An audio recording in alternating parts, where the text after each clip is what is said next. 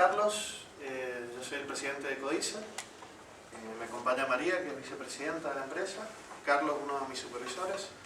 Nosotros estamos trabajando dentro de lo que es la IPO para CIMA, somos subcontratistas de CIMA, y nos estamos encargando de la construcción de la zona de lo que va a ser edificio de oficinas, sala de control, comandos, laboratorio de enfermería, o sea, todas las dependencias del ingreso a la planta.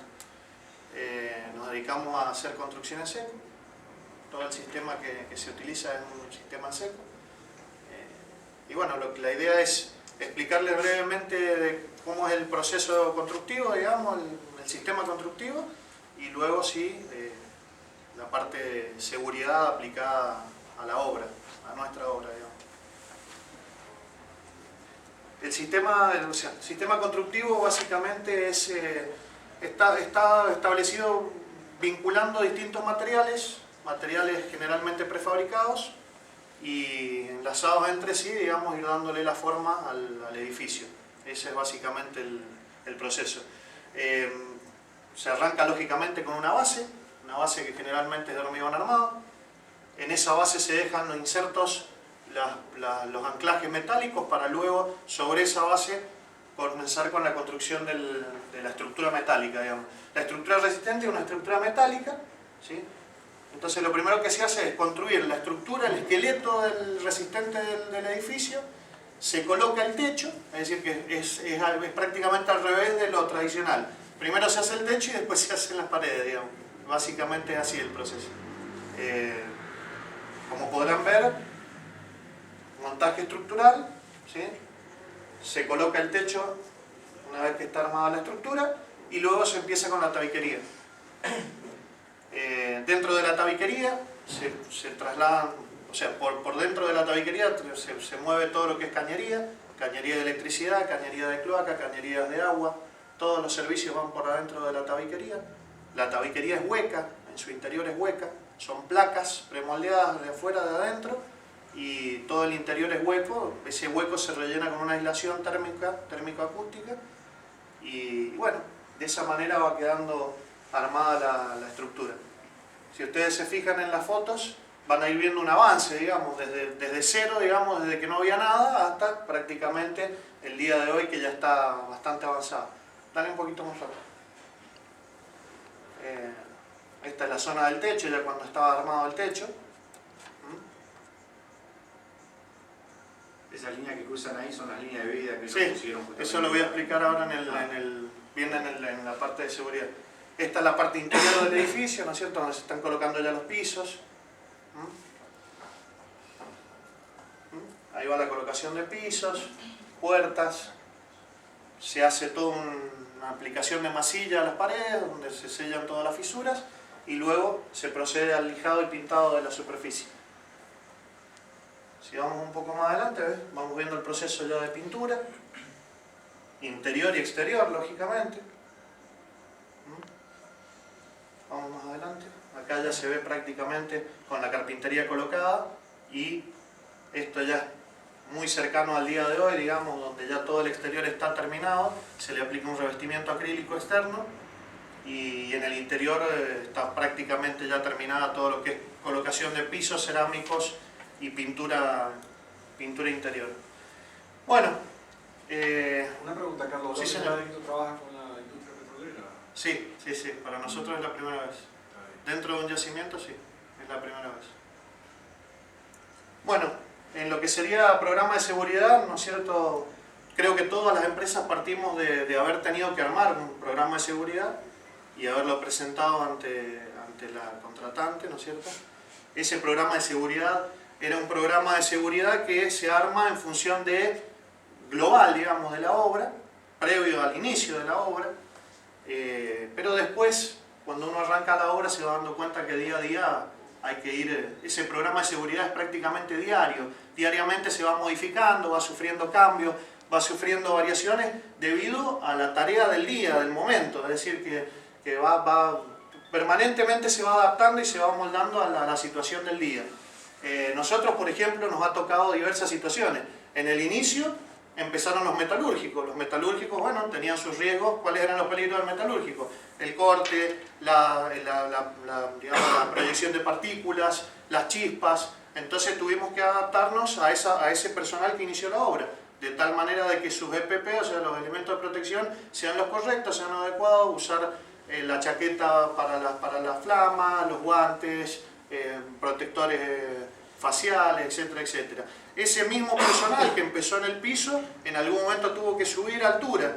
Ese subir a altura hizo que se tuviera que colocar por un lado andamios y por otro lado el uso de un elemento mecánico de elevación.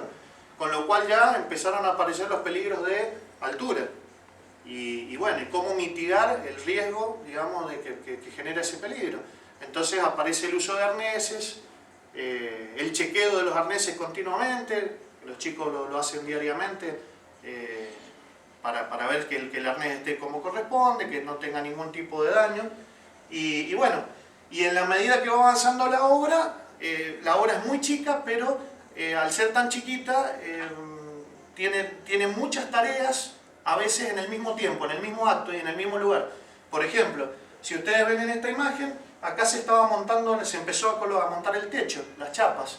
Para esa tarea se tuvo que particularmente armar un programa de seguridad para esa tarea, explicando cómo se iba a hacer, en qué condiciones, porque también acá empezaban a influir las condiciones climáticas, el viento, la velocidad del viento, etc.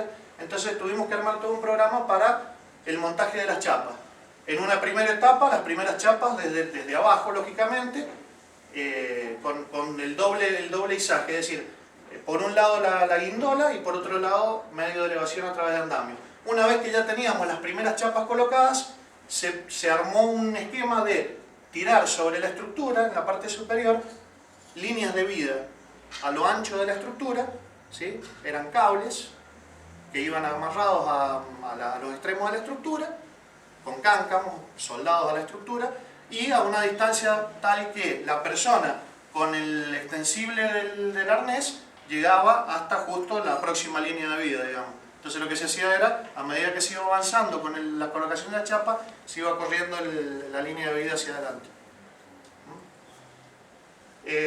Bueno, como les decía, la superposición de tareas fue todo un tema, porque una vez que ya se colocó el techo, se empezaron a juntar distintas tareas. Estaba, por ejemplo, el que está colocando el techo en altura, y abajo teníamos gente transitando porque tenía que estar el durlero y porque empezó también a trabajar el que colocaba las instalaciones.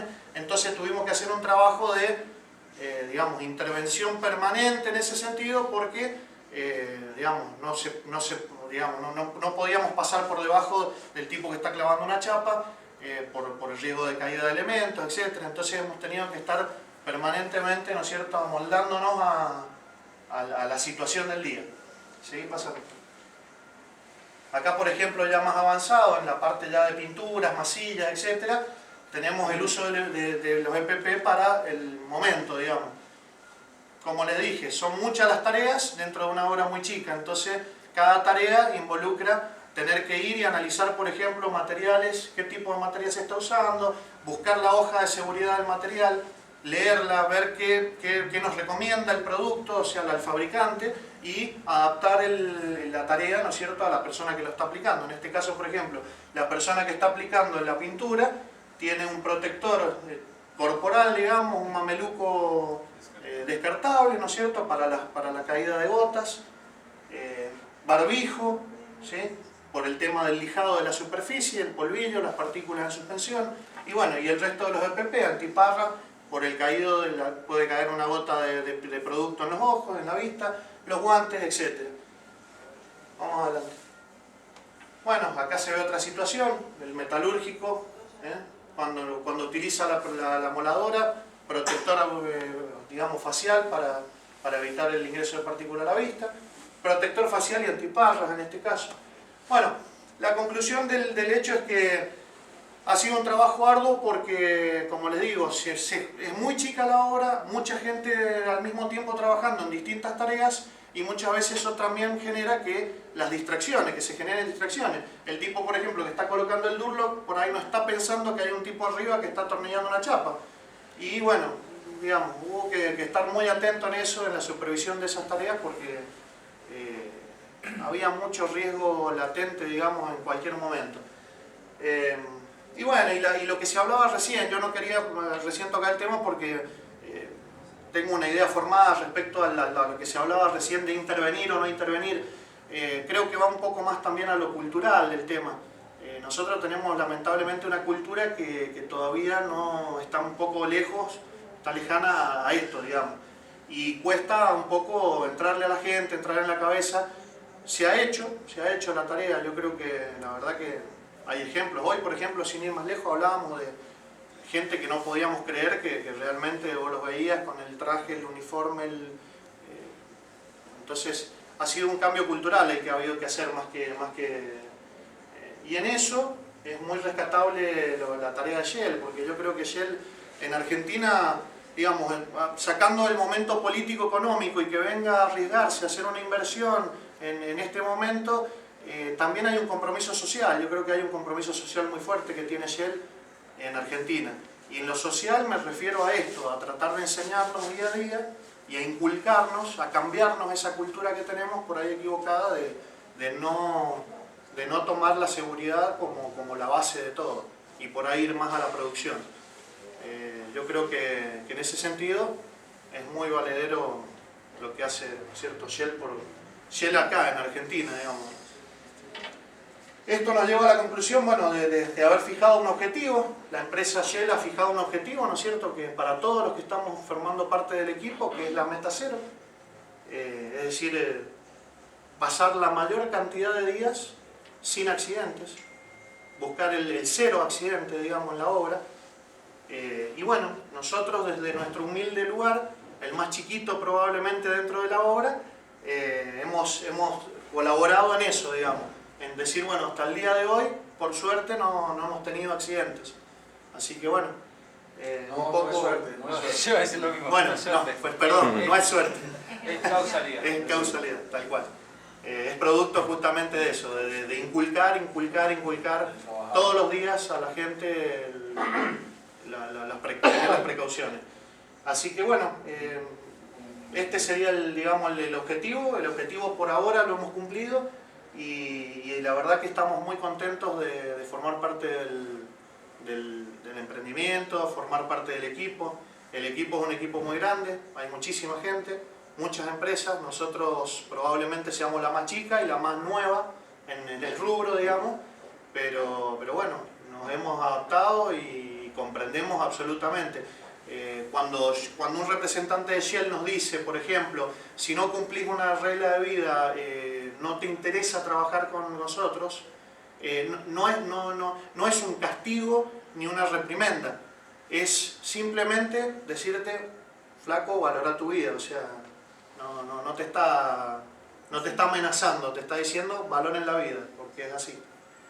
Así que bueno, y como digamos, venimos diciendo que es un equipo muy grande y que bueno, y que hay mucha gente, muchas empresas, la obra es cada vez más compleja, como se decía. Yo hoy, por ejemplo, ayer me tomé el trabajo de dar una vuelta por la obra, recorrerla, invadir un poco las zonas de los demás contratistas y a manera de reconocimiento para que cada uno de ustedes tome un poco de dimensión de lo que está haciendo, digamos, porque muchas veces en la vorágine del día a día uno no le da bolilla a lo que está haciendo, ni no le da realmente importancia. Y la verdad que es una obra de ingeniería muy grande, es una obra de ingeniería que va prácticamente al milímetro, tiene que ser al milímetro, tiene que ser perfecta, no puede fallar.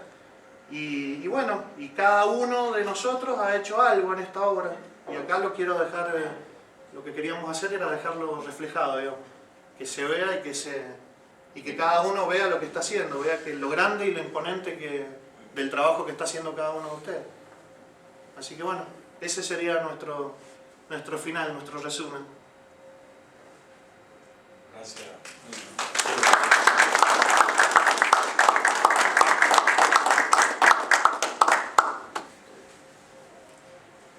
Esa de nuevo farda, tenemos que arreglar, ¿eh? Yo voy a hacer un comentario, la verdad que felicitaciones porque es una empresa que ustedes vienen con poca experiencia Sí. en petróleo y demás, en todo lo que es logística. Cero experiencia. Y para ello, yo cuando vi la presentación digo, viste, lo mismo que ustedes, mucha filmina y primero fue muy dinámica y demás, pero felicito porque hay cosas que la has visto vos y que estemos como en la empresa y hayas mostrado cosas que has aplicado y los procesos por ahí en armar, no sé, unas oficinas, pero todo el proceso con los ríos y demás, y que la verdad es dentro de una de las mejores presentaciones que yo he visto. Así que no es para halagar ni nada por el estilo, es una simple opinión. Y bueno, gracias por el tiempo y gracias por la posición, la verdad, buenísimo. Bueno. No sé, es mi opinión, no sé cómo lo vieron ustedes y demás, pero bueno. Yo lo Sí, veo todos los días. Yo quería hacer un pequeño comentario ahí porque lo resaltaste bastante, ¿no? De que tú eres un contribuyente pequeño. Yo creo que no. En esto de la seguridad no hay contribuyente pequeño, porque el que tengamos, el que no estemos en la meta cero, no importa el tamaño de la tarea, ¿no? Y del tiempo que estuvo en la obra, ¿no? Shell precisamente en el 2012 hubo cinco fatalidades, y las 5 fatalidades ocurrieron en dos tipos de actividades. Una, actividades yo las llamaría secundarias o fuera de la visión de Nazareno, que efectivamente en IPEF pasea todos los días, o sea, mejor dicho, camina todos los días en el área, busca los riesgos y todo eso, ¿no? O sea, es en ese tipo de tareas ocurrieron fatalidades. Y en la de los especialistas, como el trabajo de subirse en la torre de telecomunicaciones, que de hecho lo hace un especialista, que muy poca gente es capaz de hacer. Pero, sin embargo, por confiar de que es un especialista y que él sabe lo que está haciendo, no nos interesamos, o mejor dicho, no nos atrevemos inclusive a intervenir, a preguntar, como líderes, a repasar las actividades de seguridad, a revisar bien el procedimiento, ¿no? Sino que simplemente decía, él sabe lo que hace. Esos dos cosas, ¿no? Y el trabajo de ustedes es muy interesante, porque esa industria es muy de gente que el papá fue albañil y yo soy albañil y toda la vida lo he hecho, y por lo tanto a mí no me va a pasar nada, ¿no? Vencer esas barreras, y yo veo que ustedes la han hecho excelentemente. Muchas gracias. Muchísimas gracias. Bueno, para finalizar ahora voy a mostrar un número de estadísticas, horas en kilómetros, y le pedí a la moza que caliente la carne y las tapas, así